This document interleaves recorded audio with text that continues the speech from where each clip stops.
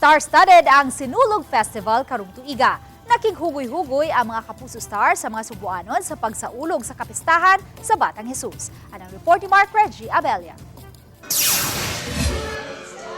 Ang stellar cast sa Widow's War may bisita sa Subo alang sa duha ka mall show sa miaging Biyernes, pipila ka oras wala pa ang finale episode ni ini. Sa press con ilang gihulagway ang tagsa-tagsa nila ka mga karakter. Yung realization ko is sometimes it's better to trust the universe or trust God to reveal or unravel the truth for you eventually. Maybe it's not the right time yet for you to know the truth.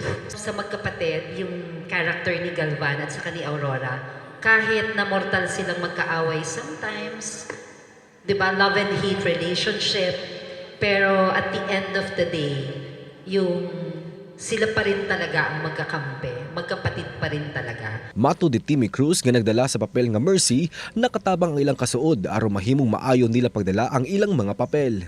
Uban nilang nakisinuog si Royce Cabrera.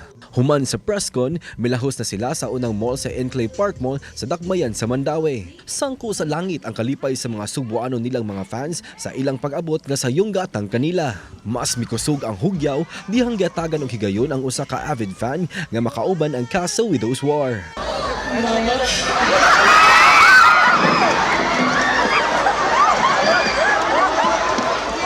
Kinuha mo ang mga anak ko.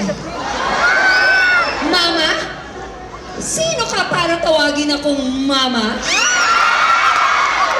Tita, ayaw ko mong panitigan yung anak niya. Ano sabi mo dyan? Tita ka? Nakabali na kayo nagkaroon ng relasyon. Tsaka bakit ganon? Pipiliin siya ng lalaki yung boyfriend ko pa!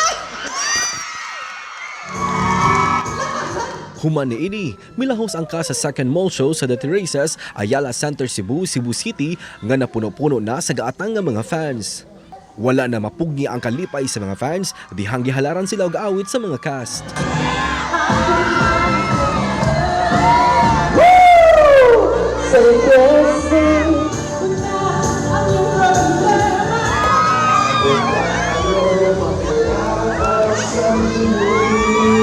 Mapasalamaton kaayo si Bea sa mainitong pagdawat sa mga Subuanon kanila ug sa Widow's War. Every time, grabe ang pagtanggap ng mga Cebuanos, grabe yung warmth talaga. Gusto ko magpasalamat sa lahat ng sumuporta ng Widow's War, sa buong run namin sa prime time. Maraming salamat po sa panonood ninyo at sa pagsubaybay at sa paghula at pagbibigay ng mga reviews at pagbibigay ng theories about the show.